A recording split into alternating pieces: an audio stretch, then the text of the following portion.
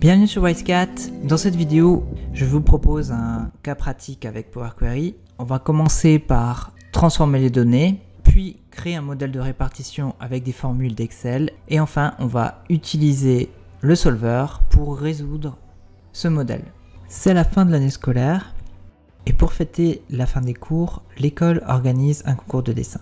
Pour récompenser les participants, il y a un total de 50 kg de bonbons. La répartition entre les participants se fera selon la note obtenue au dessin et la moyenne du trimestre. Alors, si on regarde les données, on a trois tables. La table élève qui recense tous les élèves de l'école, leur nom, leur prénom, la date de naissance, la classe et leur moyenne. La table dessin qui retrace le résultat des participants au concours de dessin. On a trois types de notes, excellent, très bon ou bon.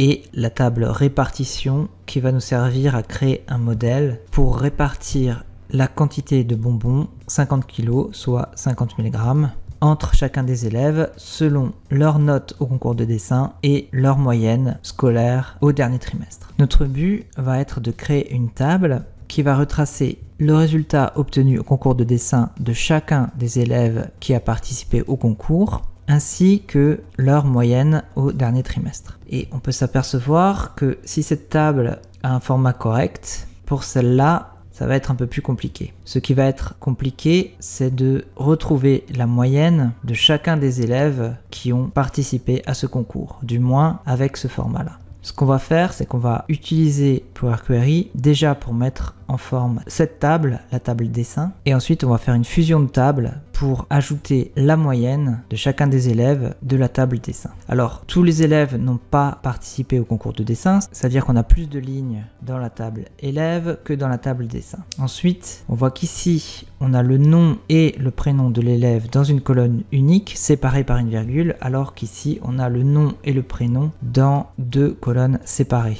Pour pouvoir fusionner nos tables, il va falloir qu'on ait une colonne commune, et donc vu qu'on n'a pas d'index, on va partir sur cette colonne, donc qui contient le nom et le prénom séparés d'une virgule. Je vais commencer par importer ma table dessin dans Power Query. Je vais sélectionner une cellule de la table, je vais aller dans Données, à partir d'un tableau ou d'une plage. Me voilà dans l'éditeur Power Query, j'ai ma table dessin qui a été chargée, et ce qu'on va faire, c'est qu'on va essayer de transposer les données, enfin c'est-à-dire simplement les retourner. Je vais aller dans Transformer, et je vais essayer de cliquer sur Transposer. La table a été transposée et on peut s'apercevoir que le résultat n'est pas satisfaisant. J'ai simplement une colonne avec le résultat de chacun des élèves au concours de dessin. Je vais supprimer l'étape appliquée. Je vais aller dans Accueil. Au niveau de Utiliser la première ligne pour les en-têtes, je vais choisir Utiliser les en-têtes comme première ligne. C'est-à-dire qu'ici, j'ai de nouveaux en-têtes avec à chaque fois le numéro de la colonne. Et cette fois, je vais pouvoir utiliser l'outil transposer. Donc je vais aller dans Transformer, Transposer. Voilà qui est déjà mieux. Je vais simplement renommer mes colonnes, nom plus prénom et résultat. Je vais utiliser un format texte et ici aussi. Et voilà ma table qui est mise en forme. Je vais aller dans Accueil, Fermer et charger dans Ne crée que la connexion. Ok. Et voilà ma connexion qui a été effectuée. À présent, pour la table élève, je vais commencer par charger les données dans Power Query. Alors juste au niveau du formatage, ici, je vais utiliser simplement une date. Et au niveau des classes, je vais utiliser un format texte, puisque on va pas faire de calcul sur le numéro des classes. Ok, alors comme on l'avait vu précédemment, ici on a une colonne nom et une colonne prénom, alors que dans la table dessin, on a une colonne nom plus prénom avec une virgule qui sépare les deux éléments. On va faire la même colonne dans la table élève pour pouvoir fusionner ensuite nos deux tables. Pour ça, je vais aller dans Ajouter une colonne, colonne personnalisée. La boîte de dialogue colonne personnalisée apparaît et ça va simplement être le nom, le signe et pour concaténer des données, une virgule, puisqu'il y a une virgule qui sépare le nom et le prénom, à nouveau et donc le prénom. Alors je vais simplement nommer cette colonne OK. Voilà ma colonne nom plus prénom. Je vais utiliser un format texte. Et à présent, on va fusionner nos deux tables. Je vais retourner dans la table dessin. Je vais aller dans Accueil, Combiner, Fusionner des requêtes. fusionner les requêtes comme nouvelles, puisqu'en fait on va vouloir créer une nouvelle table. J'ai la boîte de dialogue fusionnée qui apparaît. Alors j'ai la table dessin qui est en haut et je vais sélectionner la table élève, donc qui va être en bas. Le type de jointure va être externe gauche, c'est-à-dire toutes les données de la première table, donc c'est-à-dire la table dessin, et les valeurs correspondances de la deuxième table, c'est-à-dire la table élève. La fusion va s'établir à partir du champ nom plus prénom. On voit ici que la sélection correspond à 58 des 58 lignes. Donc on a bien dans la table dessin tous les élèves qui ont participé au concours qui se retrouvent bien dans la table élève. Ok, donc voilà notre nouvelle table. En cliquant ici, on a les champs de la table élève qui apparaissent et on va pouvoir sélectionner ce qui nous intéresse, c'est-à-dire simplement la moyenne. Voilà notre table. Alors ici, je vais simplement nommer la colonne moyenne et à partir de là on va pouvoir créer notre modèle afin de répartir les bonbons entre chacun des élèves. Fermer et charger, fermer et charger. Et donc voilà notre table. Alors maintenant pour notre modèle, je vais aller dans l'onglet données et je vais venir copier ces éléments. Ça sera plus simple comme ça. On a décidé que la répartition des bonbons se faisait selon la note au concours de dessin, mais aussi selon la moyenne. Et on va dire que pour chaque note au dessin, on a un coefficient qui sera multiplié par la moyenne et qui va nous donner la quantité de bonbons pour chacun des élèves. Donc par exemple, je vais commencer avec des données arbitraires. Disons une note excellente vaut 500 grammes de bonbons, très bon 250 grammes et bon 100 grammes.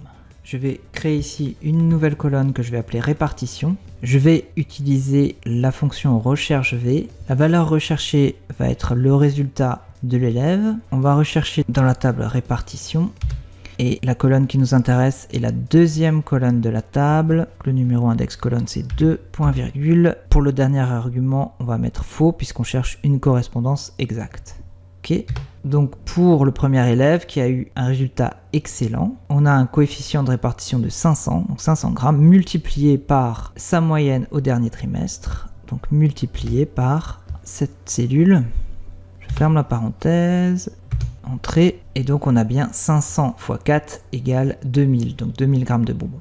Je vais copier cette formule vers le bas, et ici, la quantité totale de bonbons distribués va simplement être égale la somme de la colonne répartition. Ok, et là on s'aperçoit qu'on n'a pas assez de bonbons pour effectuer cette répartition. Donc on va utiliser le solver. Je vais aller dans données, et dans le groupe analyse, je vais cliquer sur solver. Alors, l'objectif à définir, ça va être la cellule G11, donc la somme totale de bonbons distribués. Cet objectif doit être égal, ou du moins au plus proche, de 50 000, puisqu'on dispose de 50 000 grammes de bonbons. Les cellules variables, ça va être ces trois cellules. Et maintenant, on va mettre en place des contraintes afin de répartir équitablement les bonbons selon notre modèle. Alors, je vais cliquer sur Ajouter. Pour une note au concours de dessin excellente, on va dire que l'élève doit recevoir un coefficient de répartition au minimum de 250 grammes. Donc, il va être en plus multiplié par la moyenne du trimestre. Je vais cliquer sur Ajouter. Pour un dessin jugé très bon, on va dire que le coefficient doit être supérieur ou égal à 100. Et pour un dessin jugé bon, le coefficient doit être supérieur ou égal à 50. Ok. Je vais cliquer sur Résoudre. Le solver a trouvé une solution satisfaisant toutes les contraintes. Ok. Voilà mes coefficients de répartition. On a bien distribué exactement 50 000 grammes de bonbons à chacun des élèves. On va essayer de voir comment s'opère cette répartition. Je vais sélectionner une cellule, je vais aller dans Insertion, Tableau croisé dynamique. Je vais venir mettre mon tableau croisé dynamique, par exemple ici. Ok. Je vais mettre le champ répartition dans les lignes, le nom des élèves dans les valeurs. Je vais faire un clic droit ici, je vais cliquer sur grouper, le début va commencer à 300, la fin à 2500 et on va augmenter de 300 grammes disons. Je vais aller dans Insertion, graphique. Je vais sélectionner l'histogramme groupé.